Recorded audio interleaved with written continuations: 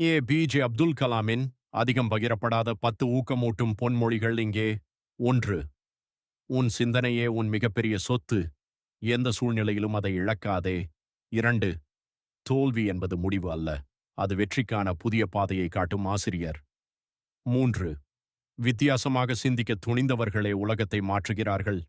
4. ஒவ்வொரு நாளும் புதியதை கற்றுக்கொள். அறிவே உன்னை உயரத்திற்கு அழைத்துச் செல்லும். 5. வாழ்க்கையில் ஒரு தெளிவான இலக்கு இருந்தால் உழைப்பிற்கு திசை கிடைக்கும். 6.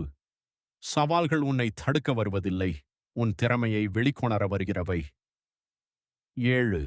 வெற்றி பெற்றவர்களை மட்டும் பாராதே, அவர்கள் கடந்து வந்த தோல்விகளையும் கற்றுக்கொள்.